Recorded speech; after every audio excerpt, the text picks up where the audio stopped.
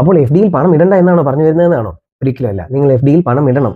എന്നാൽ ഈ പണത്തിന് കുറച്ച് കണ്ടീഷൻസ് ഉണ്ട്. ഇങ്ങനെയുള്ള പണം മാത്രമേ നിങ്ങൾ എഫ് ഡിയിൽ ഇടാൻ പാടുള്ളൂ. അവ ഈ 3 കാറ്റഗറിയിലുള്ളതാണ്. 1, നിങ്ങൾക്കുള്ള എമർജൻസി ഫണ്ട്.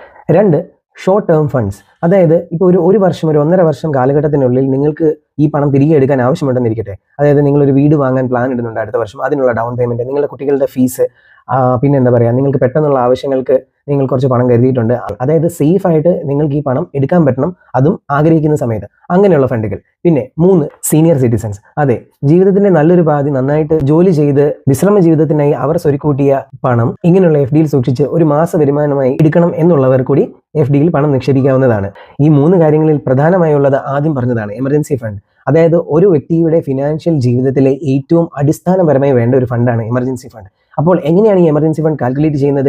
എന്തൊക്കെയാണ് എമർജൻസി ഫണ്ട് കൈകാര്യം ചെയ്യേണ്ടത്? ഇങ്ങനെയുള്ള കാര്യങ്ങൾ നമ്മൾ അടുത്ത വീഡിയോയിൽ ഡിസ്കസ് ചെയ്യുന്നതായിരിക്കും. ഇതുപോലെയുള്ള ഇൻട്രസ്റ്റിംഗ് ഫിനാൻഷ്യൽ ടിപ്സിനും സീക്രറ്റ്സിനും സേവിങ്സ് ആഗ്രഹമുള്ളവർ ഈ ചാനൽ ഉടൻ ഫോളോ ചെയ്യുക, സബ്സ്ക്രൈബ് ചെയ്യുക, നിങ്ങളുടെ ഫ്രണ്ട്സിന് ഷെയർ ചെയ്യുക.